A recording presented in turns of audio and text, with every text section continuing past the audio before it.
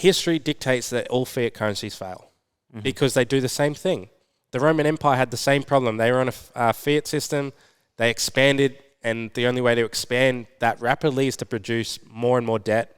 And then at some point, it crumbles because it becomes unaffordable to repay. And so we're now at a point where we're starting to see that with all the fiat systems that we have currently around the world. And it's basically from all of these policies and everything that was put in place in order to help thrive and give us a better standard of living. We're now at a point where we're at the end of the debt cycle, where we're in that debt spiral and there's no way coming out of it. Let's just go and see the world and just show them what it really means to live life golden. Yeah, we're golden, baby girl, we're golden. Yeah. All right, so we've got a pretty special episode. I'm sitting here with Brayden. Brayden is back. He's season finale. We're finishing up for the year, and we've got a massive episode coming to you, which is going to be a two-part mini-series. Yep. And, well, first of all, welcome to the podcast. Thanks, mate. Appreciate it. It's been a while. How you feeling? You're a bit sick. Yeah, I've got a bit of a cold, unfortunately, so you're going to have to bear with me a little bit. But I just wanted to point that out, just to put the pressure on a little bit. Just heat things up a bit. So I will be bringing plenty of heat. Oh, yeah. Well, so I want to give preface to the conversation that we're about to have, because it's a bit of a different episode. We've never really done one like this, so bear in mind if there's a few humps in the road. But we watched I watched a YouTube video with Raoul Pal and Robert Raoul, which, at the time, the first time I watched it, it was quite eye-opening. I was like, wow, this is really something. And then the second time I watched it, I wasn't as much in awe, so I was taking in things that I didn't take in the first time. And then sorry, I'm really battling here.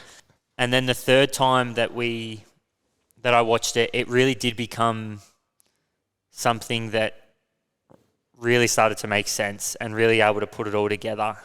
And really what we're talking about is this interview, which we're going to commentate. So we're going to go into snippets of that, and then we're going to try to really put this in layman's terms, but really explain in detail what these guys are talking about.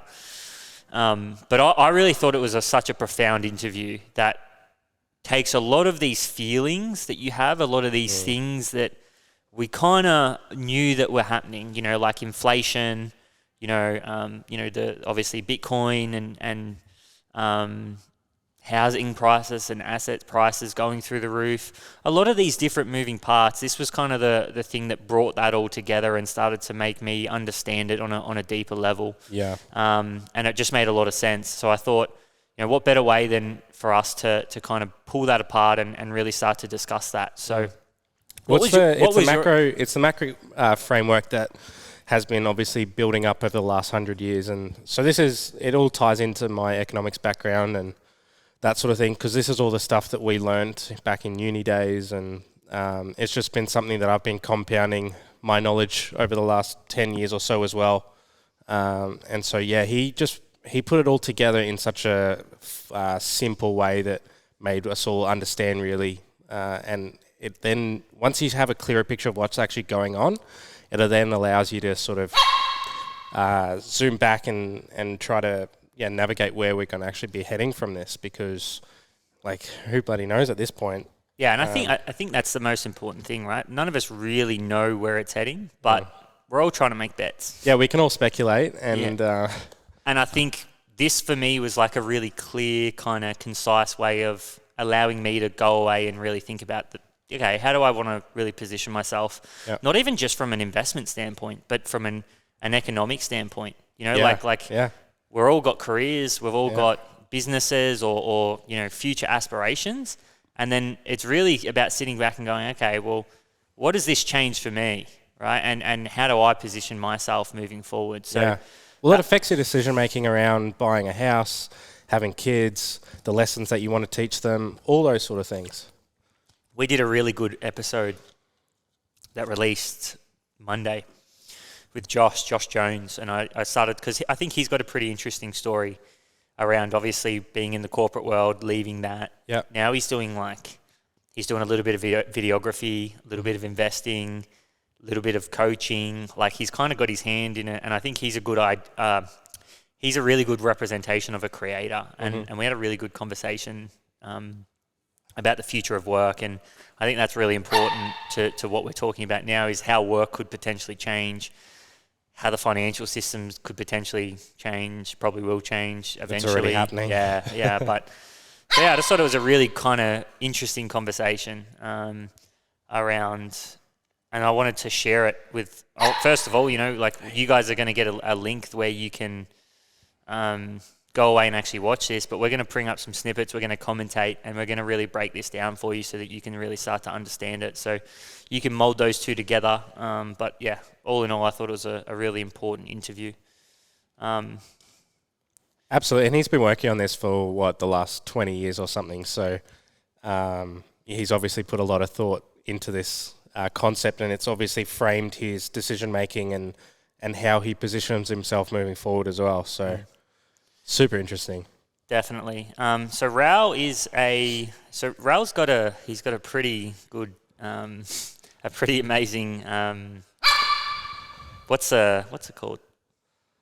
It's not resume. Is it resume? Yeah, resume. Yeah, he's got sorry, I just blanked it then, but he's got a really good resume, right? Ex Goldman Sachs, head of investment for. Well, he used to work for them during their prime years as well. So you can only imagine how much money he would have been. He was head of investments in Euro, wasn't he? Yeah, for the European. Robert Breedlove's someone I've only just come across lately. Mm-hmm. He's just a Bitcoin bull. It sounds like. Yeah. I actually don't know what his background is, but he's kind of pretty prominent in that space. But so the actual interview itself was on Robert's podcast. He had Raoul on. So really what we're talking about here is an interview with Robert interviewing Raoul, and Raoul obviously bringing, his framework of how he's looking at things, which was obviously very, very interesting. And the first time I listened to it, I had, my mind was blown quite a lot, and it took me. I needed to decompress from all the different ideas that he brought up, and God, just made you think where we're heading after everything that's happened, 100%. All right, so we're going to dive into this, and you guys will see the snippet that we're talking about pop up on your screen, and you'll get to watch it, and then we'll meet you back here, and we'll have a little bit of a chat about it. But Germany was rising, and Britain was struggling to be able to meet this new rise of Germany. Then what happens is one of the greatest unintended consequences of all time was the shooting of Archduke Franz Ferdinand. And suddenly a world that was still relatively gentlemanly, where we had gentlemen's warfare, turned into the biggest bloodbath in all recorded history, which was World War I. World War I was when Britain and Germany finally fought it out, with the French in the middle. It was also the collapse of the Ottoman Empire. So the Ottoman Empire was one of the biggest empires the world had ever seen, and that had been in place for multiple hundreds of years, if not 1,000 years, in various guises.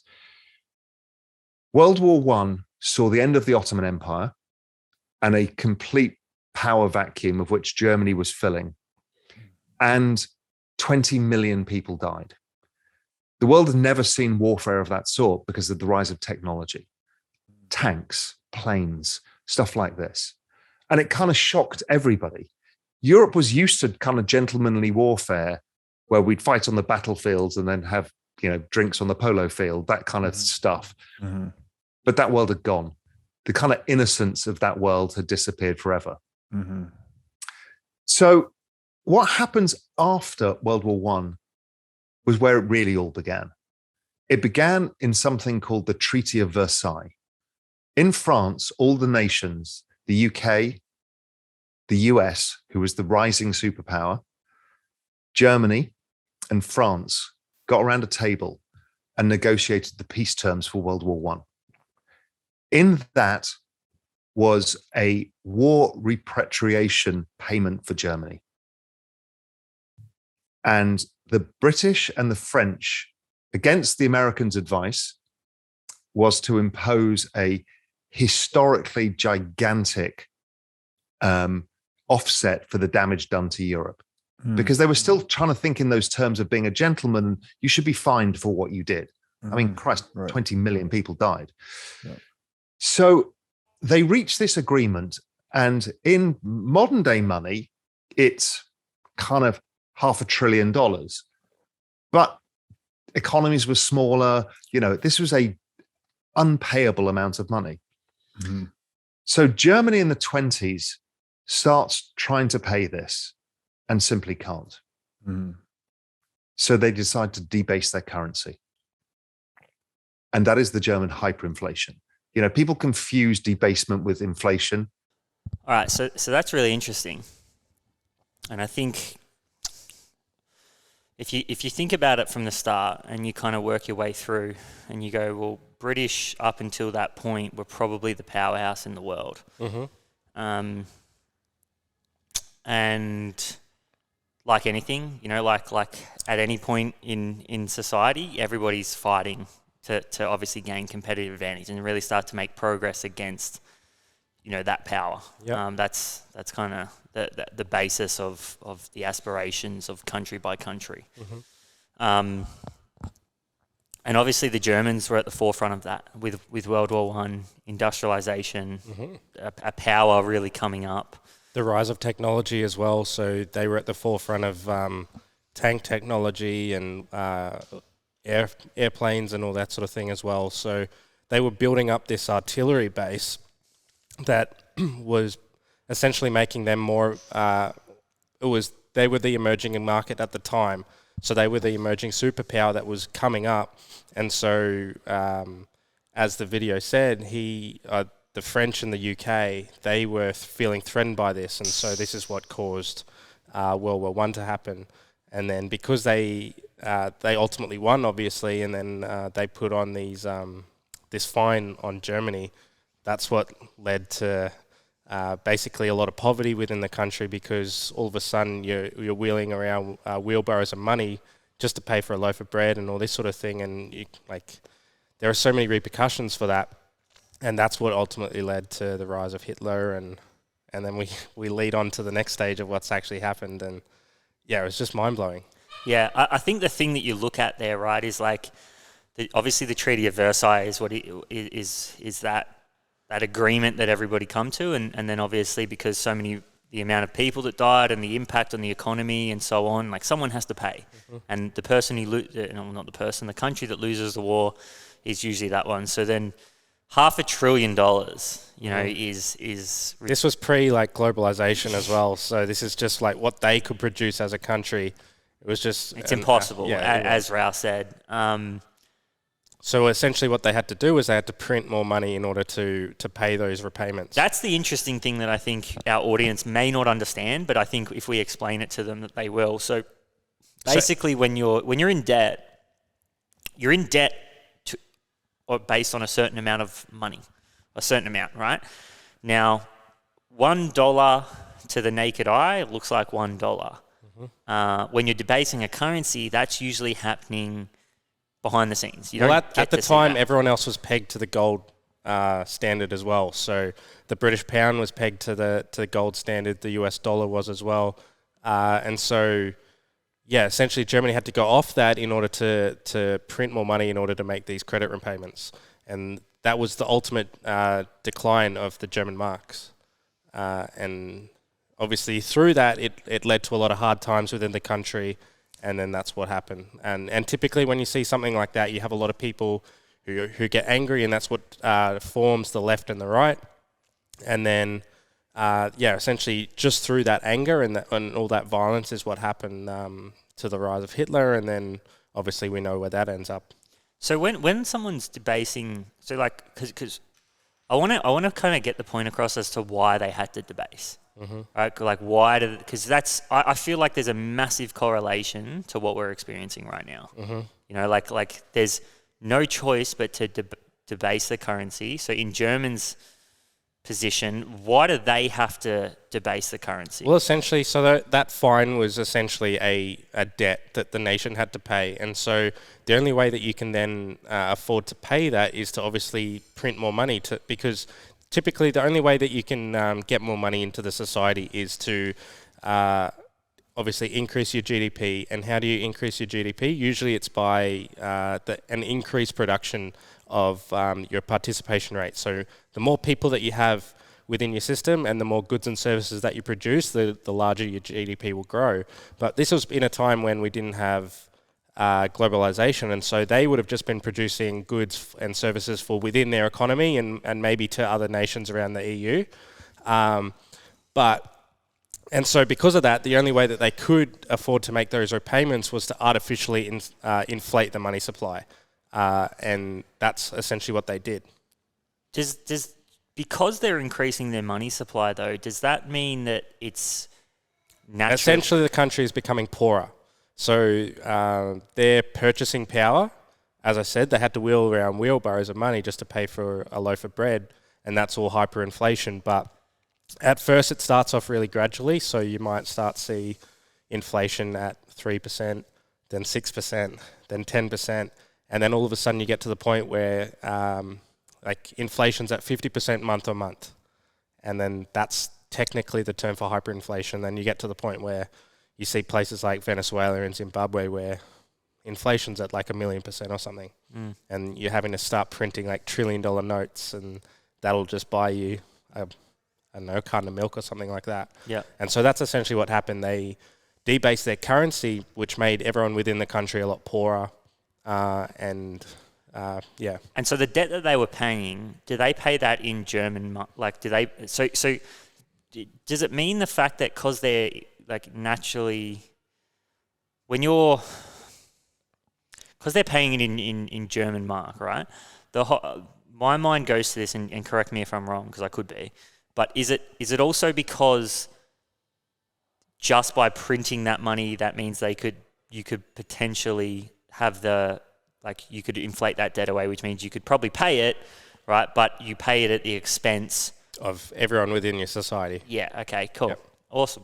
Okay, that makes sense. So that's a really, there's definitely a correlation at the moment, right? That we're seeing with where we're at right now. Mm-hmm. And it's interesting. It's probably, we're close to a 100-year period. So, I think we can start to maybe... Well, this is interesting at a time because obviously all the other currencies around the world were pegged to the gold standard too. So they had to take themselves off the gold standard in order to do that. And by doing that, you relinquish all your gold reserves, the thing that actually is your hedge against basically going poor. And so the only way to obviously increase your GDP and that sort of thing is to artificially inflate it, and that's what you do by printing money. And we'll go into that in further detail as we start to talk about what's actually happening now. Mm-hmm. So the collapse of the British Empire leads to World War I, which leads to the rise of Hitler, which leads to World War II. 70 million people die. I mean, it's unprecedented. It's 3.5 times the size of the number of people who died in World War I. And again, that was the shock that brought the next thing, which is the unexpected thing. Those things were kind of expected because, geopolitics, they trend in certain ways. Yes, there was unintended consequences of the shooting of Archduke Ferdinand for World War I, but the collapse of the British Empire leads to vacuums of power, much like when the US pulls out of the Middle East, it leaves a vacuum of power in the Middle East. Right. And before you know it, you create warfare, and eventually everything settles down once people figure out their new role in the region. So World War II finishes.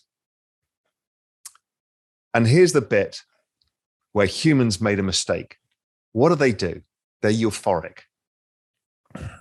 And they go and have sex. And they create the largest population boom the world has ever seen. And what happens in America is 78 million people were born in a 20-year period. The population grew by 40% in 20 years, and the global population grew by 30%. Wow. In 20 years. Can you imagine if the US opened its borders and the population was allowed to increase by 40% from immigration. What would that do, right? Okay. And everybody thought they were doing it rational, because what had happened after World War II was the New Deal. Mm-hmm. And the New Deal was this fiscal stimulus, and this will become relevant when we get much later in the story, was this fiscal stimulus where they basically, again, imposed financial repression by capping the yield curve control, allowed inflation to run relatively hot. It wasn't super hot, but it was hotter than bond yields, to lower the burden of debt.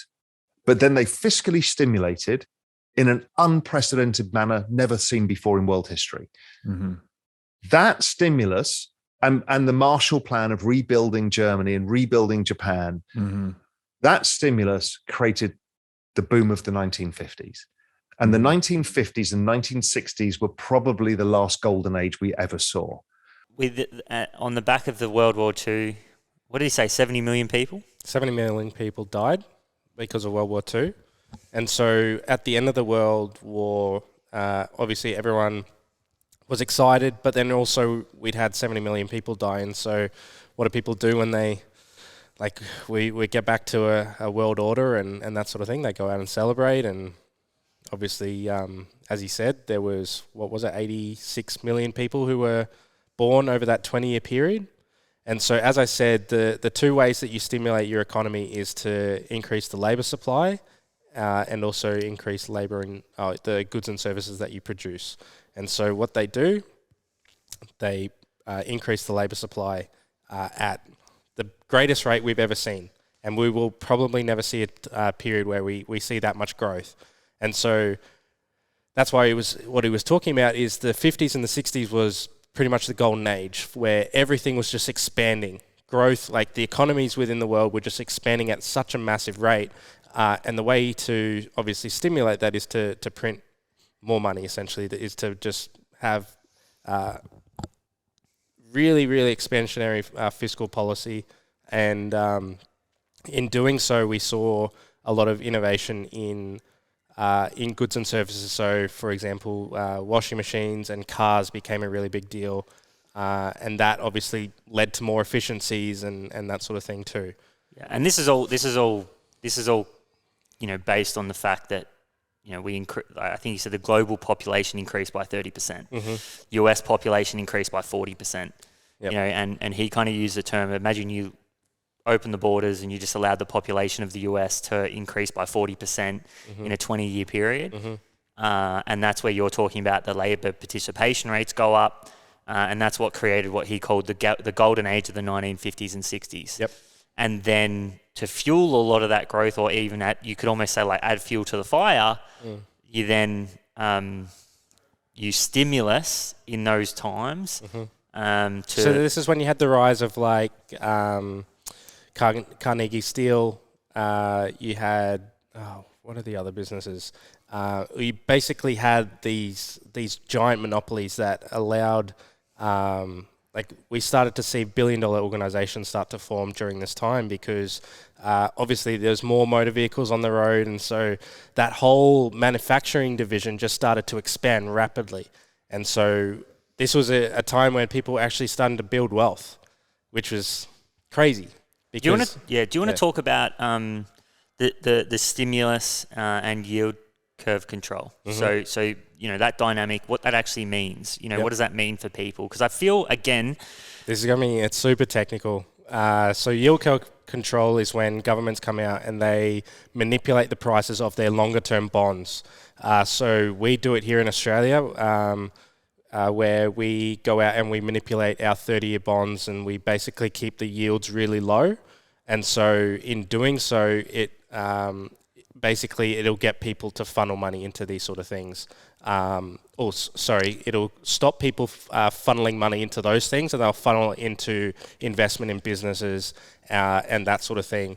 And then because of that, during the 50s and 60s, we saw a period where wages grew at a point where we haven't ever seen that, because wages has basically been at zero ever since that period of time.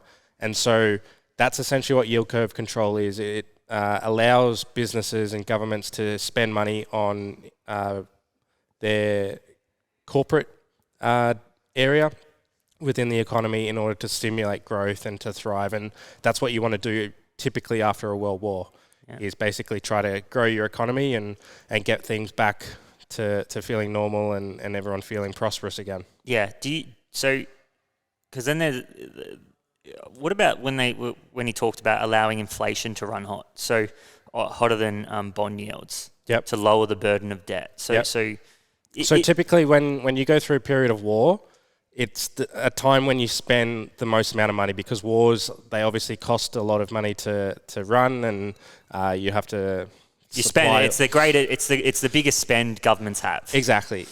And so because of that, all these governments went out and they just spent a whole bunch of money. And so the only way to then mitigate that is to allow inflation to run a little bit hotter than their 2 to 3%, which is their current guidelines. We're starting to see that now, obviously, as well.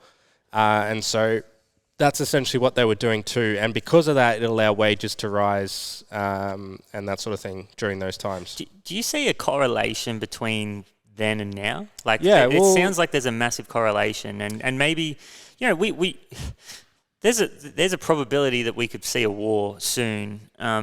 But we've also seen a pandemic. Well, pandemics are very similar to wars. And so when you have something like the pandemic forced upon us where it was all out of our control, everyone had to shut up shop, close borders, which meant that supply chains were cut and there was no spending outside of your economy and this sort of thing. So because of that, we obviously had to stimulate our economies individually. And so what you do is you then go and print all this money in order to allow, like, you can't just shut businesses and say, like, here's no money for you to go out and pay for your rent and your mortgage and food and all that sort of thing. So they had to come out and spend money on us so that we can at least afford to live and that sort of thing. And so it's exactly the same sort of thing that we see in world wars, where they go out and they print all this money in order to fund the actual war itself, and then they allow inflation to run hot afterwards to pay off that debt. And then typically during those times, as I say, wages start to rise, but then you have other issues that come along with that, where the rise of other assets starts to take place. And then, so same thing happened back in the 50s and 60s, where assets just started to rise, especially like property and all these sorts of things. And then that causes further issues because basically your purchasing power deteriorates because of that as well. Yeah. And then on the back of that, that's where we see globalization and the infrastructure that really is the world we live in today start to really flourish. Yep. United Nations and so on. And you can't help but really look at that situation and everything that's happening there and really start to look now and go, okay, so we've gone through the pandemic. Inflation's running hot currently. There's all these supply chain stimulus, is there, and I don't have the technical skills, but I look at it and I go, okay, so they do this because they want a certain outcome, right? Mm-hmm. They want to see the economy get back to where it is, and so far that it has. It's probably gone further. Productivity, even though maybe it's a little bit artificial, it's still going, and moving. Mm-hmm. But this is where I look at it and I go, I wonder how crypto comes into this, because it seems like a lot of the money is funneling into crypto, mm-hmm. and that's probably not something that they predicted. And then, we talk about the 50s and 60s boom, and I just go, wow, could we be entering, could the 2030s and 40s, or, even maybe we're in it. Maybe we're in the golden age, right now. Who knows? There's also going to be a lot of pain to get to that point as well, though, because we're dealing with... But hasn't... There will be, definitely. But maybe... And maybe we got it wrong. Maybe we've already been through the pain. Because we still have to regulate it, and you still have so many people who are reliant on the old system as well. So any sort of change that comes from that can be seen as quite volatile. And so you'll see... So a lot of pension funds have a lot of their money in old financial instruments like bonds and all that sort of thing, which have yields just pretty much on their way down to 0%. And currently in today's day and age, they're at their real rates are in negative territory. And so you have a lot of baby boomers money tied up in these pension funds. And if you have assets like cryptocurrencies come through, we're going to see a lot of that money rush out of those sort of places because they'll be attracted to yield. And so obviously you can get greater yield in cryptocurrency at the moment, but that will see the downfall potentially of these other traditional systems. And so because of that, there's a moral dilemma there, because we're coming to a point where a lot of people are retiring and they're relying on these pensions to obviously fund their retirement and all this sort of stuff. And so, yeah, there's a lot of issues around how we sort of navigate that. I mean, it ultimately comes down to pension funds and insurance companies and that sort of thing, basically changing up their narrative and shifting some of these assets into the newfound age. But, I mean, that's going to take time. That could be that could be the domino, right, that sends all these crypto... Guys like Preston Pish and these sort of people, they're championing that idea, because it's their fiduciary duty to make sure that these people have enough funds for retirement. And if you see this asset class that is currently only worth $2 trillion, but it's growing faster than just about anything, I mean, you have to. Like, you've just got to put your money into that space. And so we will see a lot of money come into that space. And this could potentially be the downfall of bonds. You know, like you look in the US at the moment, who are the people buying US treasuries at the moment? It's literally the US. Nobody else. China's not touching it anymore. They're out purchasing resources all around the world, as in like ports and land and farming land and all this sort of stuff. And what they're doing is they're earning money in US dollar, and they're going out and purchasing property essentially. Yeah, and that's what we've seen recently. I was talking about this with the Ugandan airport. You know, they defaulted on their payment. Yeah. And now China's taking control of that. Yeah. Yeah, and that's... So they're taking on productive assets as opposed to... And they're using US dollar, which is debasing, in order to purchase that. So they're getting rid of the US dollar that is basically losing them money, and they're buying productive assets that in the future will make them more prosperous. Very smart. So smart. We see it here in Australia too. They've been purchasing land, and instead of us taking out 99-year leases, we're just gifting it to them. And all of a sudden, China holds all the assets in the world, all the productive assets in the world. What does that mean? Well, what does that mean for the world? They're clearly the new superpower. America's losing that stance rapidly, because the only thing that America produces is the US dollar these days. They got rid of their manufacturing division because of the world trade agreements that were put in place back in the 90s. Which Raoul does. He does talk about that, yeah. He does talk about it, doesn't he? Yeah. Because then you see a lot of that shift over towards China. So when we saw the downfall of communism after the Soviet Union went under, China realized that they had to do something in order to make themselves competitive, and they obviously had a lot of population growth and that sort of thing during this time. And so they realized that in order to shift themselves out of basically like the slums and poverty, they had to get themselves into manufacturing. And so during a time when we went from not being globalized, we went to this period where we became globalized, and they started manufacturing all of the goods and services around the world. And then all the like NATO and the IMF and all this sort of thing, they championed all these free trade agreements, which allowed the shift of capital and resources and goods to be made overseas, so that we could expand emerging economies and shift them out of poverty.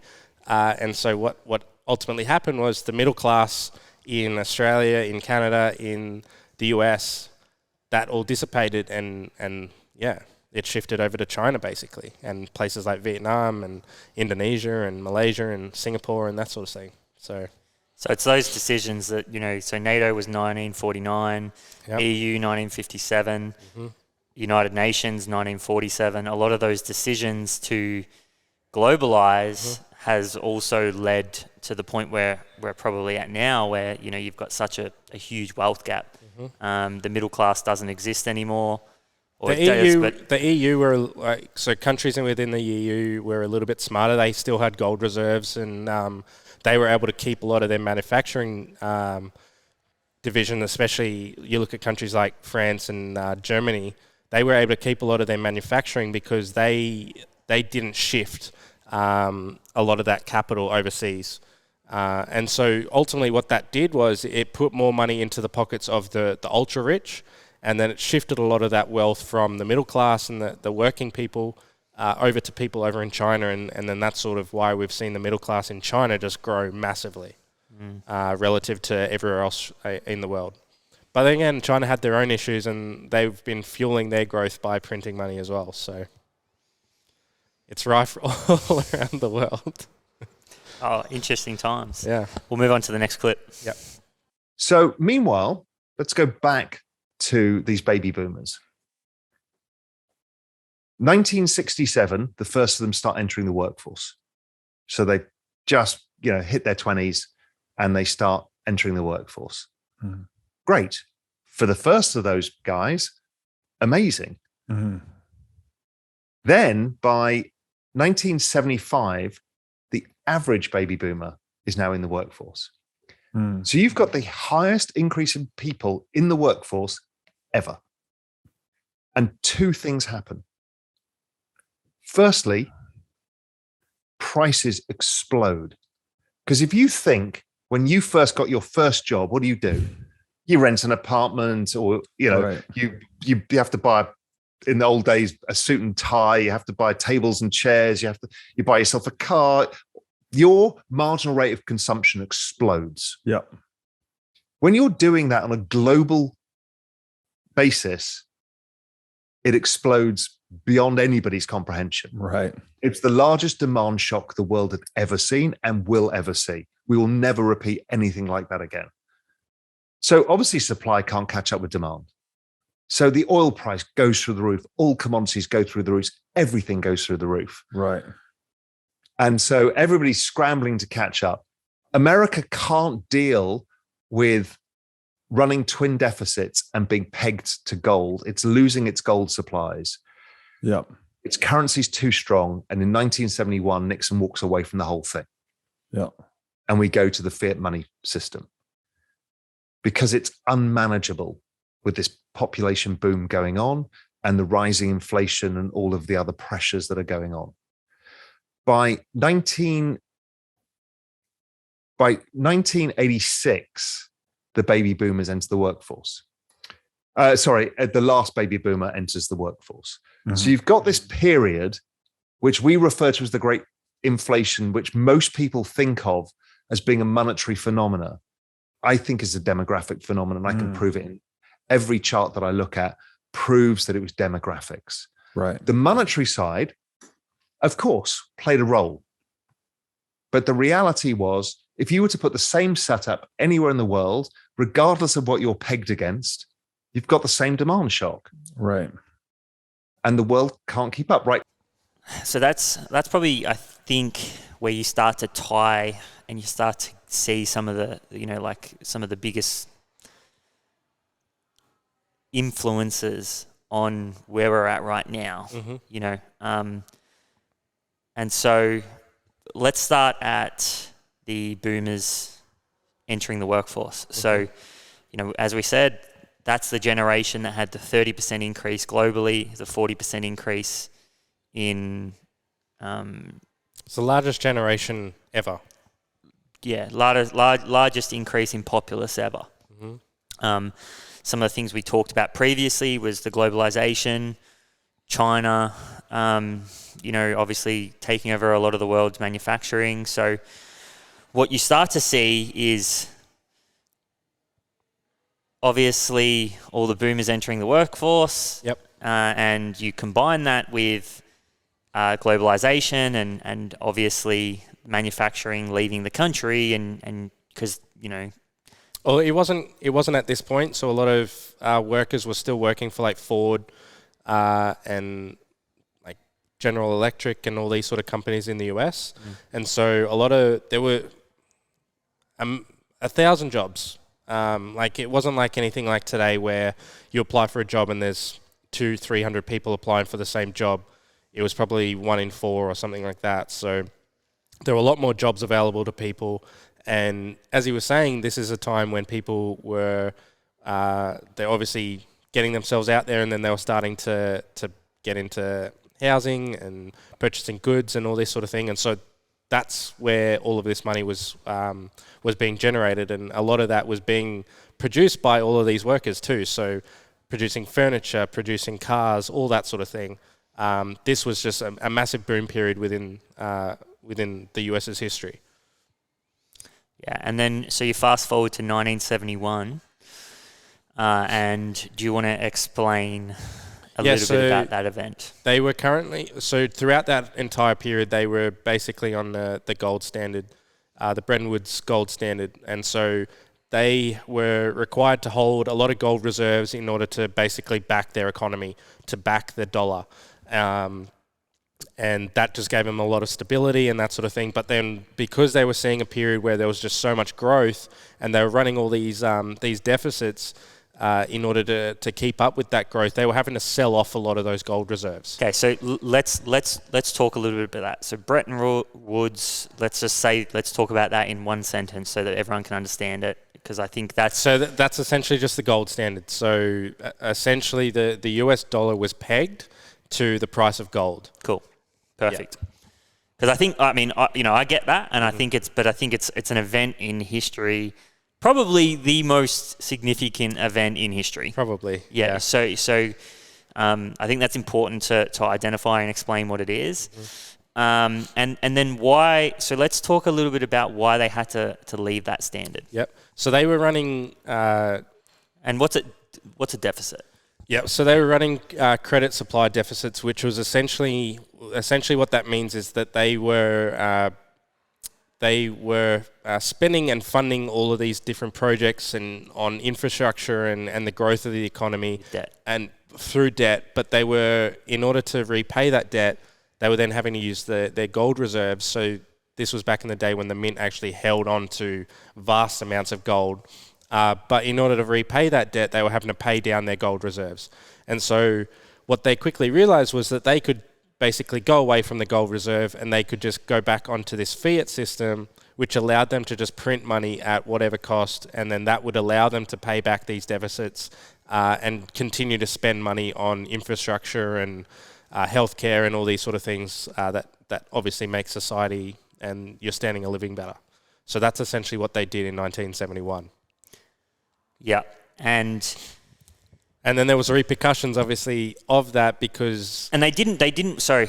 Just before we move forward, they didn't want to do... So the reason they had to get away from that is so that they didn't lose or didn't have to spend their gold, right? And or kind of, their gold reserves, which means that's a point where you can... It's basically the point of in our society. Well, it basically restricted their growth by being backed by the the gold reserves that they had. It was restricting their growth because obviously when you've got that many people coming into society, you need basically a shitload of money to be able to expand and keep up with that pace.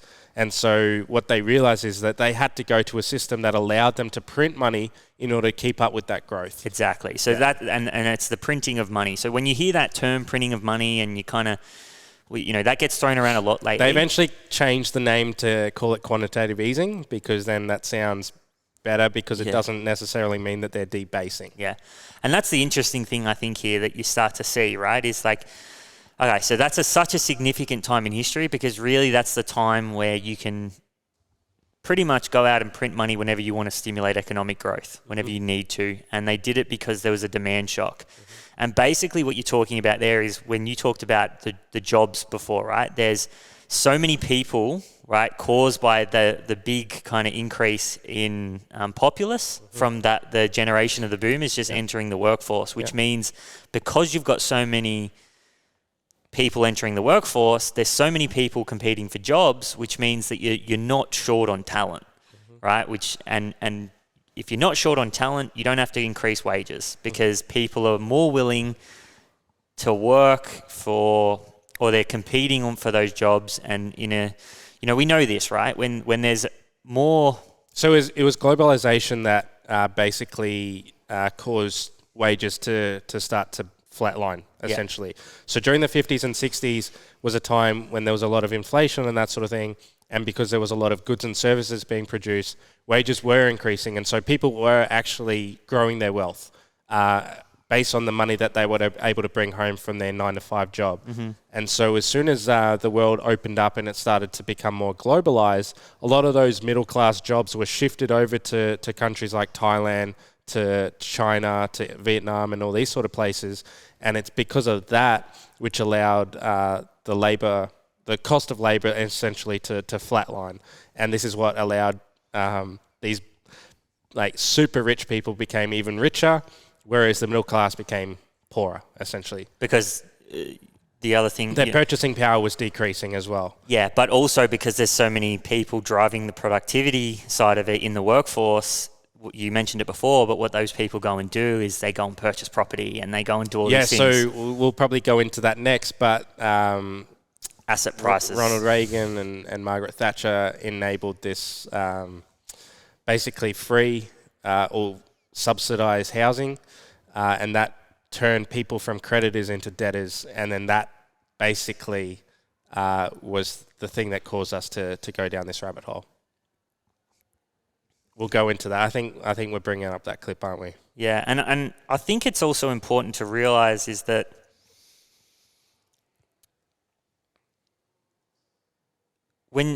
and this is probably, there's a book called The Fourth Turning, and it talks about how each generation has, over the last, they talk about it in 500 years. Every 100 years there's a fourth turning, there's a revolution, and they believe we're in the fourth turning right now, but it's interesting because... It's essentially the business cycle. Yeah.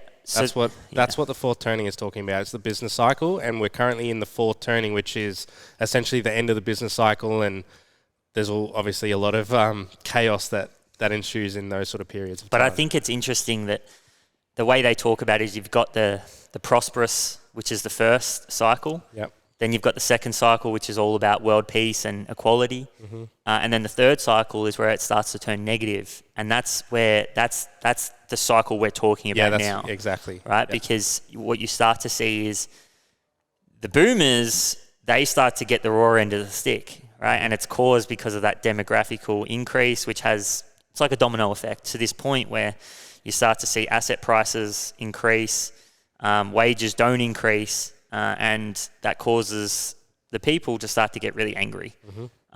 And I don't want to piss off any boomers. I don't think we have many that listen, so I don't really care, to be honest, but too much. But you can... I think about Scott Galloway in this. Mm-hmm. I honestly do. I love the guy to death, but he's a negative person. And you think about not all, but the general point of view that comes from the boomer, and especially of how they see us. Because we don't follow the rules that they once followed. We don't, Well, this is coming from a guy who created economic wealth for himself as well. So he didn't follow the regular norm, obviously, and he created a means for him and his family and that sort of thing. And so, yeah, it's a little bit contradictory of him to come out and give shit to us, even though, it's through no fault of our own that we've got to this point, So, yeah, it is a bit unfair. Yeah. And we'll go into why it has been unfair. It's been unfair for baby boomers too. And it's been unfair for us. They're probably the ones who, I reckon, copped it the most. No, it's definitely our generation. You reckon? Yep. Because what did the baby boomers have that we didn't? They had free education. Yeah, but I think the difference is, yeah, that's true. So they came out of, imagine going through your 20s and 30s not in debt. We already start on the back foot from the moment we step into university. Mm. Do you think we're more aware of it though? I mean, we've had to be, but I guess you and I are the exception because we've stepped away from that. We've stepped away from the slavery of of basically what a job is. Because the current system is we're indebted to the system. And so we have to basically go out there and repay our debts and that sort of thing. And so we've sort of stepped away from it. But the vast majority of people are still trapped in that system and they're slaves to the system. And we're going to get to that soon. That's probably the next bit. But yeah, I just thought that like the boomers weren't aware of it. They come on the back of the golden age, and they were promised. Well, they got screwed over by globalization. So a lot of people. So like, I know we look at America and we see like this great country where a lot of people were prosperous and they did really well, and a lot of people did. But then there was also the people, as we say, who were in the middle class or in the lower class who did terribly because their jobs were offshored.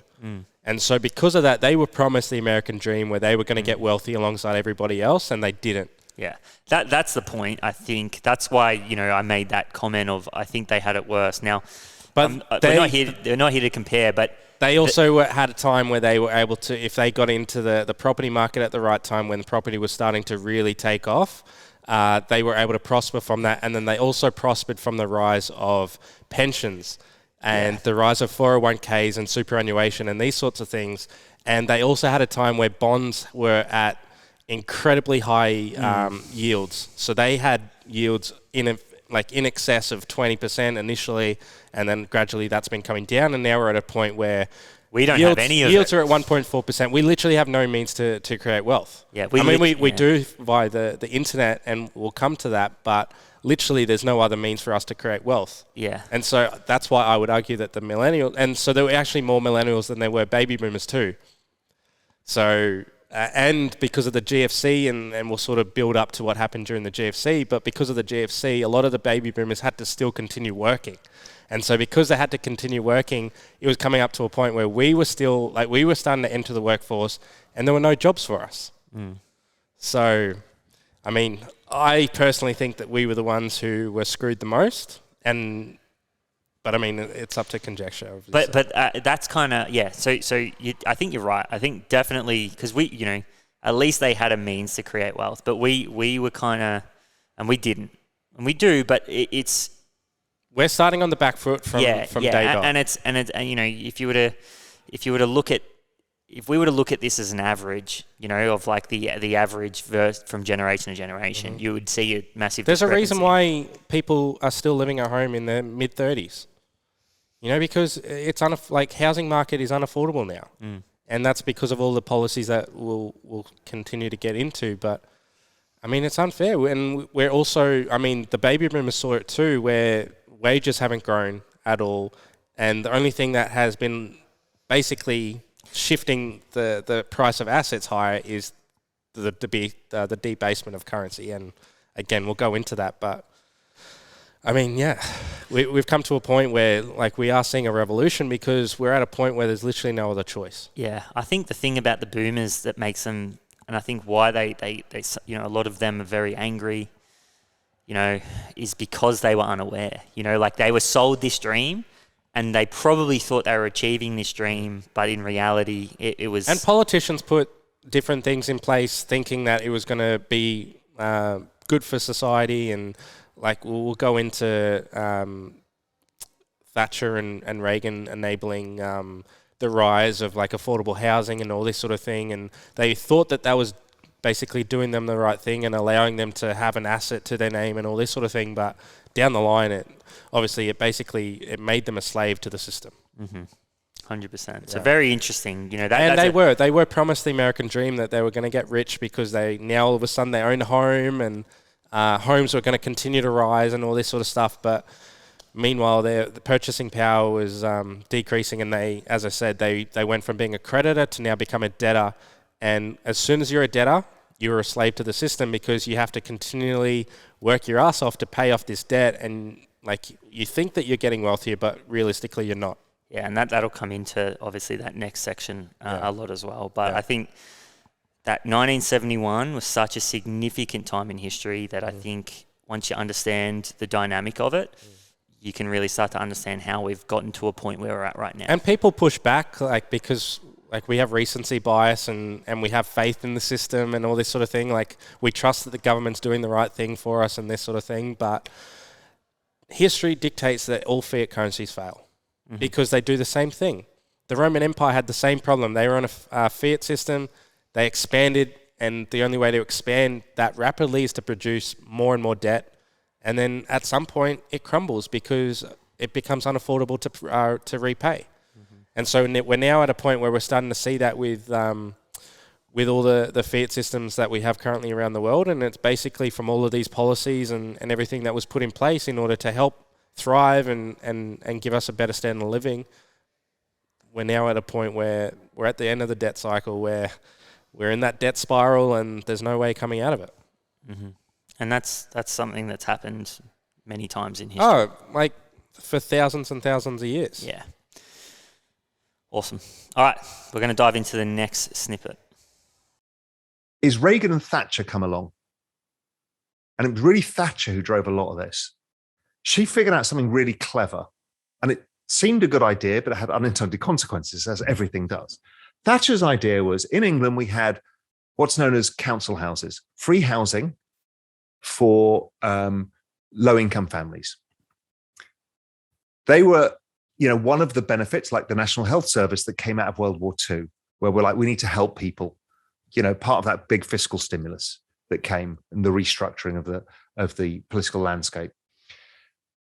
So people were living in these houses for free, and Margaret Thatcher decides, okay, what makes a conservative voter in the UK? A conservative voter is generally a house owner because they are more tied to the economy. Right. So, and Labour voters, the left side of the spectrum in the UK, tend to prefer state support. Okay, fine. The same left-right divide we're talking about. So Margaret Thatcher does a piece of genius, political genius, and I'd have said economic genius initially, which was, we're going to sell them these houses at ridiculously underpriced rates. And we're going to free these people. And that was a great idea. And the Conservatives won a lot of votes, obviously, because you're giving away assets for nothing. Mm-hmm. And people who couldn't afford housing now can afford housing, and etc. It wasn't great quality housing, but it was an asset. But the issue is you turned all of these people into debtors. Mm-hmm. And they were creditors before because they didn't have access to debts because they had no assets. Mm-hmm. And now you've turned all of the poor people into debtors, and they've now become slaves. Ragan sees the same thing and realizes that credit is his solution. So there's a massive deregulation goes on in the credit markets, and the rise of Wall Street happens. So the world starts financializing at an unprecedented rate. Both Ragan and Thatcher start, and then others afterwards start freeing up the pension system as well and start driving things like 401ks. Mm-hmm. So now people can invest in the markets, but that has another counterbalance, which is stock prices go up and people can afford less of them with their hourly wages. Right. Property starts going up because people can now get access to debt. And nobody can afford anything. So everyone's on the hamster wheel now, running and running and running, and nobody can catch up. So we're into the 80s now, right? And we're now in the credit boom has started. Mm-hmm. And the cult of stock market has started. And the cult of property started. These things were not cults before. Mm-hmm. But with debt and this potential future, I could be the billionaire, that ridiculous mentality that drives humans and creates more desire for debt, ends in the liberalization of Wall Street, the great free market. What we should do is open everything up to the free market. What that actually meant is you're putting the power in the hands of Wall Street. Right. And Wall Street became the epicenter of the US and global economy. And the city in the UK and all the financial centers, and manufacturing didn't matter anymore. It was irrelevant. So then the mid-90s, 1990, the next big shock. the Berlin Wall falls. And the fall of communism starts. All right, so let's talk about the Ragan and Thatcher and the decisions that they made and kind of talk about what's going on there around low-income families and obviously Thatcher having this kind of realization. So they wanted to essentially basically extend their terms, and obviously you need to drive policies that will put people on your side. And so she realized that conservatives, as you say, they typically like to own homes. And so what does she do? She creates this sustainable housing where people could go in and they could get basically free housing.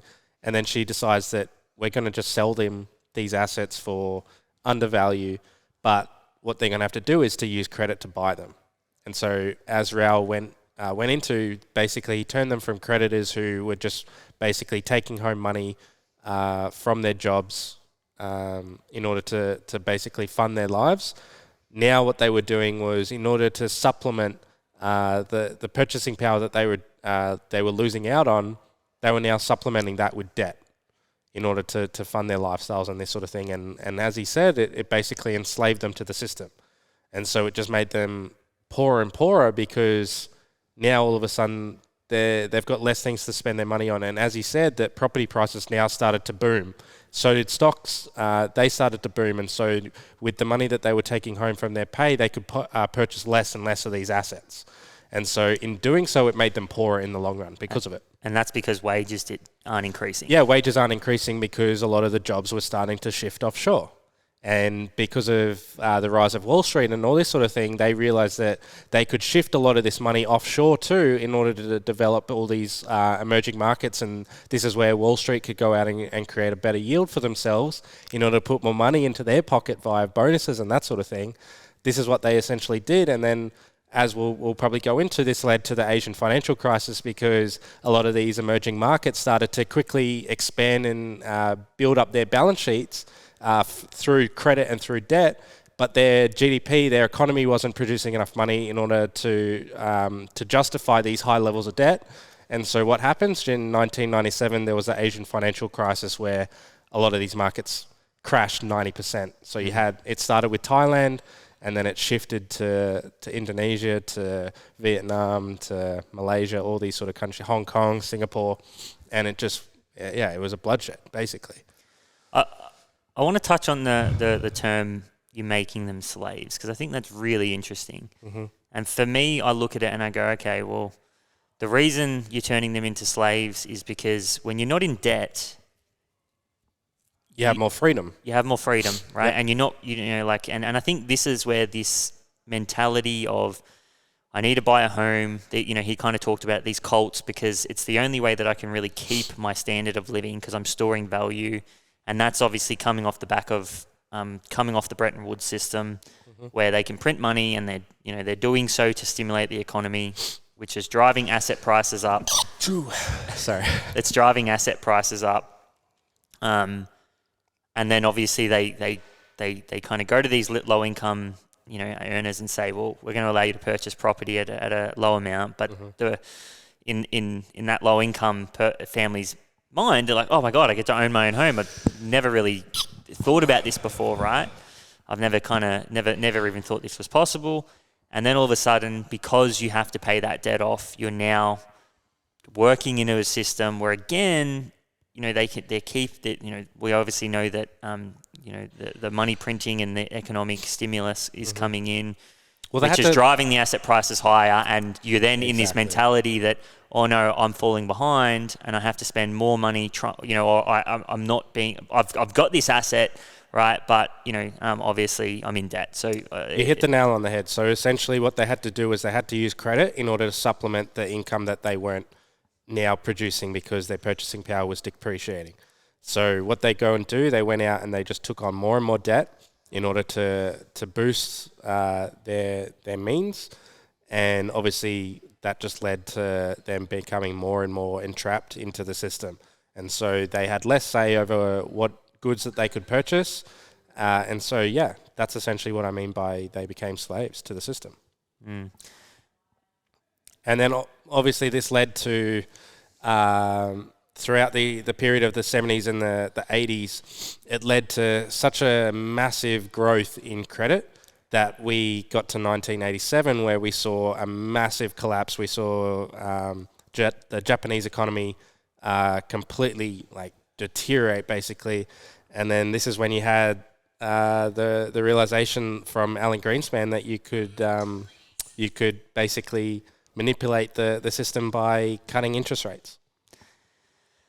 So some of the notes that I've also got here. So wages aren't going up. People start to recognize that they can borrow. Asset prices get to an all-time high. And, you know, if you were to look at one thing that I think Raoul said, if you were to look at per hour worked compared to asset prices, there's a massive. It's as I said, it's the biggest discrepancy that we've ever seen in society at that point in time. Which means purchasing power is at an all-time low, which is what you were talking about before. Yep. That's you can start to see the repercussions of a lot of those decisions that were made on the back of, again, that increase in populace, and start to see how all of these decisions really start to create a timeline, and you can start to piece together the direction in which society is going. But I think the interesting thing is when you think about Thatcher and Ragan, and you mentioned it before, they needed the votes, and you can start to see how, and you tie it back to the position we're in now, but how having some type of hierarchical society can lead to major mistakes that have these long-term side effects that you can't see in that present time. Yep. And I think that's why potentially now you're starting to see the rise of decentralization. Well, that's all. So we do have these central bankers eventually come out once they're out of office saying, yeah, like we kind of knew what we were doing, but obviously they can't say that when they're in term because you're going to get a backlash. And so Alan Greenspan, he's since come out saying that, yeah, we knew that we were manipulating the money supply and we knew that there was going to be a lot of issues. But, I mean, that's just the system that we've found ourselves in. And so you sort of just have to play the game. You don't really have a choice. And again, that's a consequence of some of those major decisions that were made. Exactly. And so this is why economists look back on what happened in the past. They always say that past actions don't determine what is going to happen in the future, but often they rhyme. So this is why we often look back and basically try to use what's happened in the past to try and predict what we think is going to happen in the future. And then the mindset of needing to maintain my standard of living leads to that 87 crash that you were talking about. Yep. Well, everyone starts to leverage up because they've got this moonshot idea that they're going to become a millionaire, they're going to become a billionaire, because they're starting to see that everyone else around them is starting to prosper because they're using these sort of facilities. And a lot of big corporations, they were able to lever up, which they made them even wealthier as well. Yeah, and that fear, that need to feel like you need to participate. Yeah, I mean, we're all we're social creatures and we like to sort of compare ourselves to other people and we want to feel included. And so what do? We all copy each other. But that's also driven by this, you see everyone else living at this standard and I don't want to be down here. That kind of gives me that judgment that you just talked about, gives me that discrepancy. It was like, well, their standard of living here, am I losing mine? And that's all caused, again. Your friend's gone out and they've bought a nice home for themselves. And you're like, oh, shit, maybe. That resonates so much right now, doesn't it? Yeah. Right? It feels like that is what we just went through in the last 18 months with property. It's like your friend goes out and buys a really nice car. And the fucking gram doesn't help. You thought it was bad then. You should see what the fucking gram does to you. It's so true. It's so true. You just want to validate yourself and, you put yourself into debt because of it. Yeah. Crazy. And then the credit boom. So... that was the and you kind of talked about the leading effects that come after the credit boom, but people over leverage. Yeah, they over leverage in order to stimulate their economies, and if you don't have incomes increasing at the same rate, that puts you into trouble. And obviously what the market's going to do, it's going to correct itself. And so that's what we saw, especially with the Asian financial crisis in 1997, where we had all of these emerging markets just basically lose 90% of their value.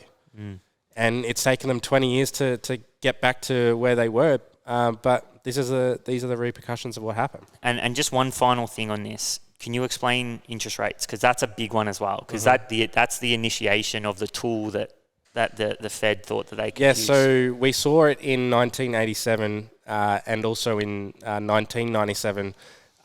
They realized that they could manipulate the interest rate by cutting rates, which allowed businesses and the rest of them to go out and get cheaper interest in order to stimulate the economy.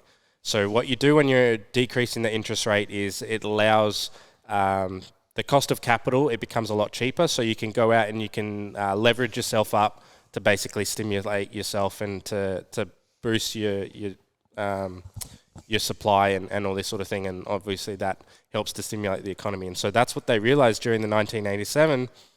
They didn't have a recession. The downturn only lasted a couple of months because they were able to basically stimulate. Sounds familiar. Yeah, well, exactly. So the same thing happened in 1997 too. So the Asian crisis happened. They came out and they realized that we've now got this new tool in the toolbox. Let's decrease interest rates and we might be able to protect ourselves from having another recession. And that's what they did. So they manipulated the business cycle. And so what they should have done, they should have allowed those recessions to come, which would have helped to neutralize the whole system again. They would have got a lot of debt out of the system. The only issue with that is a lot of those people then would have become unemployed. A lot of businesses would have gone out of business. And so that's the sort of thing that they're trying to avoid to happen. And you can see how all of a sudden, again, these previous decisions force politicians not to do what's best for society, but more importantly, to do what's best to get them to get them the votes. Because that thing, that again, like, who wants to have a depression next to their name? Well, yeah, exactly. Right, like and that's the problem that we see now. And then the politicians that we have in place now, they don't have a choice. Yeah, but I even would say that in 87 and probably not 87, but more so 97. Once you make that decision to cut rates, you've got that tool in the tool belt, and it's like, okay, well, you got to have some pretty big balls to turn around and say, nah, like, I'm willing to sacrifice the people now for the people in the future. Yeah. And the repercussion of that too, from 1997, so a lot of the money that Wall Street was basically utilizing, and they were shifting into those emerging markets, because those emerging markets crashed, they wanted to then spur growth in another factor. And so what they discovered was that this was a boom in technology.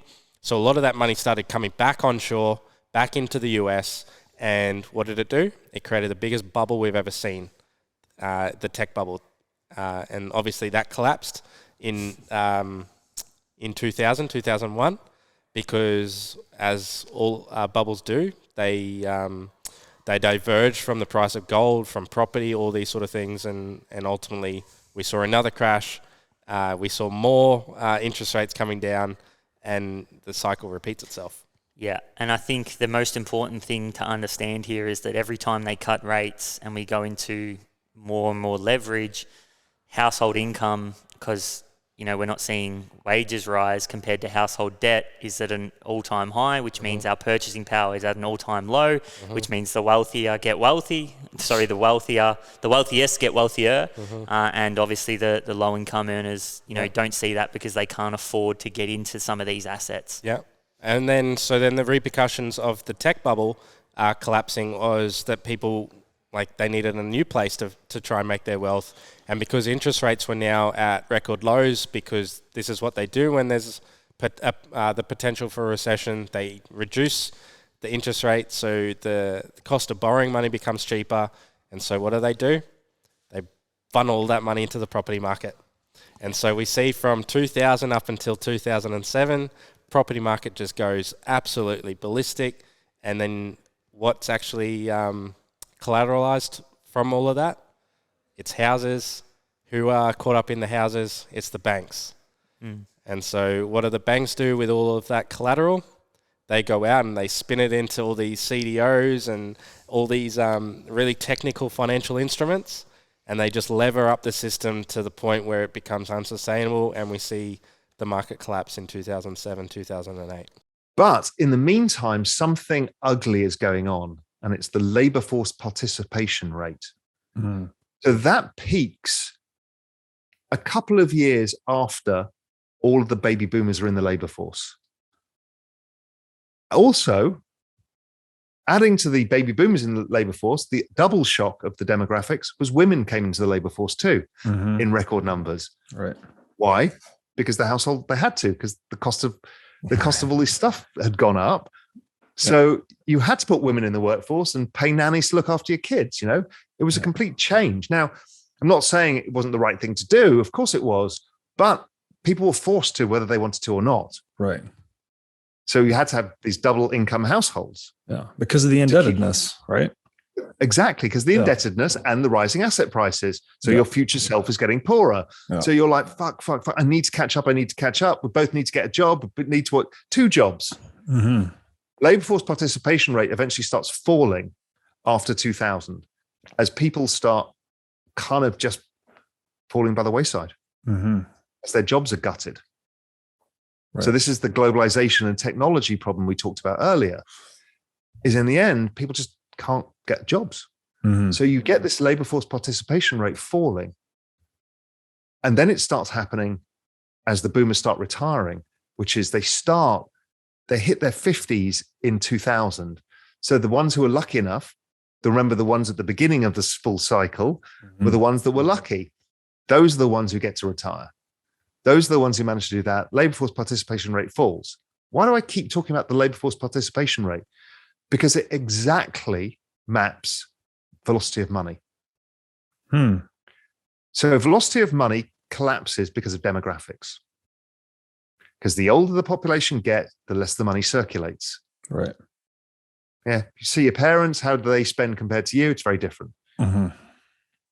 Right. And when you retire, you spend even less. You know, I saw my dad go through retirement. Problem is you get a fixed pool of money and an undefined age that you're going to live to. Right. So the natural human behavior is to be cautious. So you collapse your spending, because the last thing you ever want to do is be 85 years old and destitute. Right? It's just normal human behavior. So aging populations always have lower growth. Fact. Yeah. And that is provable via the labor force participation rate or the births deaths rate. It's exactly mirrors it as you'd imagine. So CPI, velocity of money, GDP growth are all a function of demographics. But the other shocker is what happens next.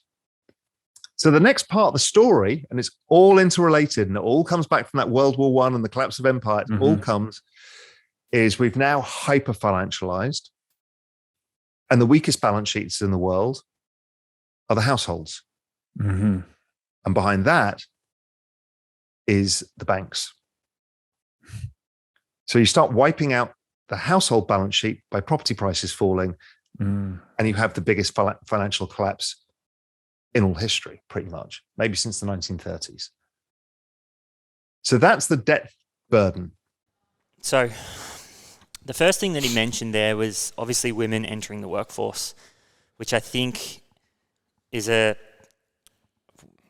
previously what we've been talking about with our commentary of it all is obviously the fact that purchasing power was continuously reaching all-time lows, which means that,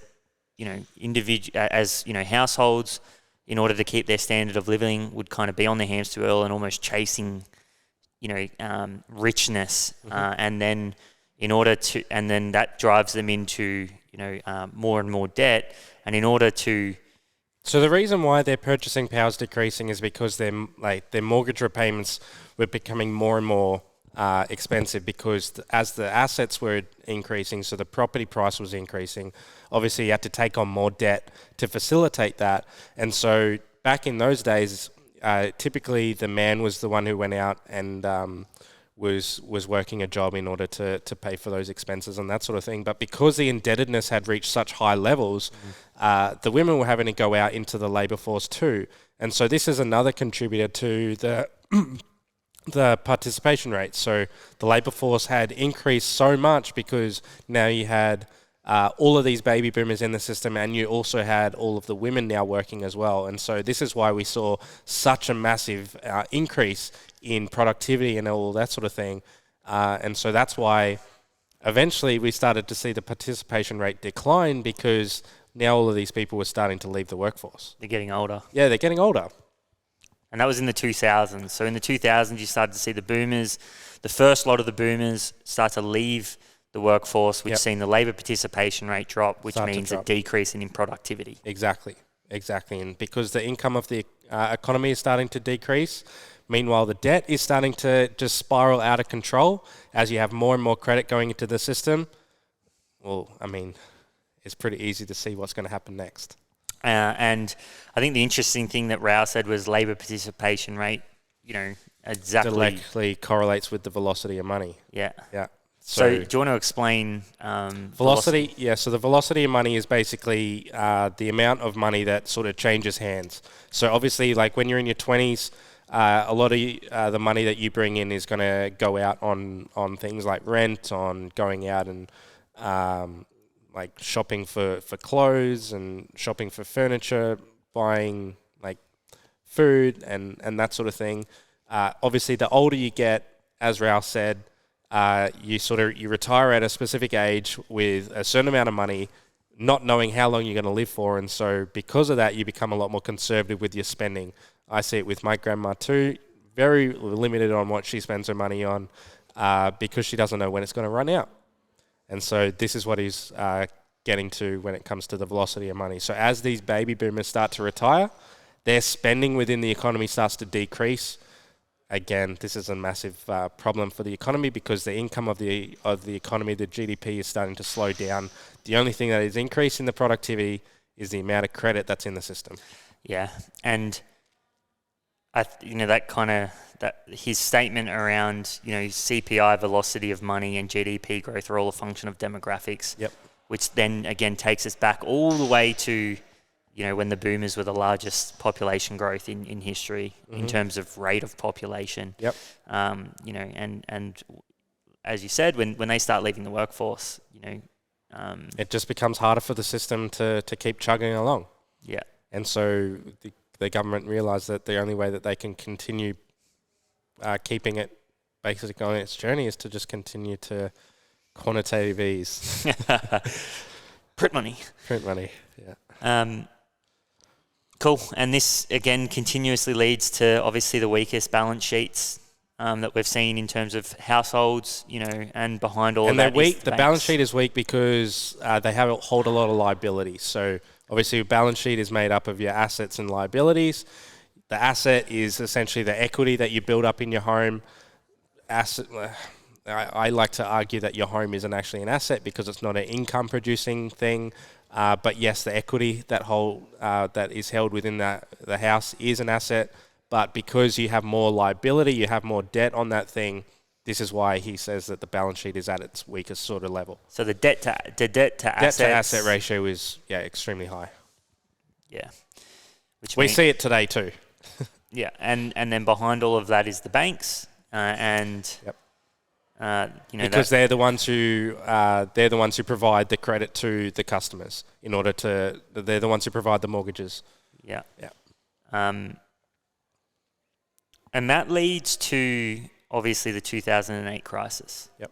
And that's obviously the biggest financial crisis in history. Yes, because it had the banks tied into it, and they had over-financialized the whole system by, as I say, they had all of these insurance, they had these credit default swaps, they had the CDOs and everything like that. So basically, they took a mortgage and they were able to compile all of them into these different tranches, and they were able to create these CDOs, which is essentially a bond that's made up of mortgages.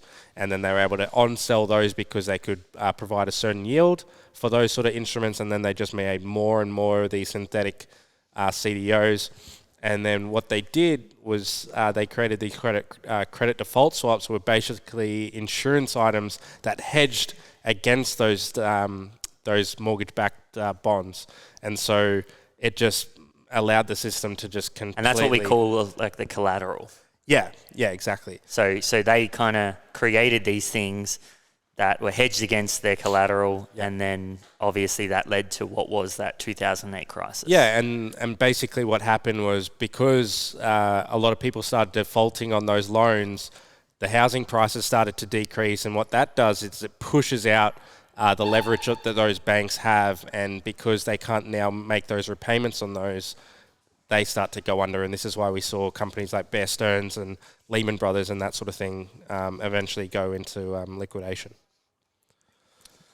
And that's the domino effect. That's the domino effect. But then the central bankers realize that what they can do is they can increase... Hold on. That'll come. All right, ladies and gents. First of all, that is the first part of the mini-series. So we're really diving deep at the moment. We've kind of gone through history up until the 2008 financial crisis. So interesting. You can see how it all pieces together. What we're going to be going into on the next episode of this mini-series, the finale of the Investors Podcast, is really touching base on the technical side of things. So really kind of looking at labour participation rates, Fed balance sheets, and then talking about what happens after the financial crisis. And that will be leading into, kind of where we're at right now. And then we'll be having discussions about what are the potential futures and what do we all think, where do we all think this is going. So if you really enjoyed that, you got to make sure that you set the alarm clock for next week, because it's going to be absolutely huge. Thanks for tuning in, guys. Really hope you enjoyed the episode. Let us know what you think. Reach out, shoot us messages. That's what we really love. And most of all, if you did enjoy it, make sure you subscribe. See you next week for a massive episode. Let's just go and see the world and just show them what it really means to live life golden. Yeah, we're golden, baby girl, we're golden.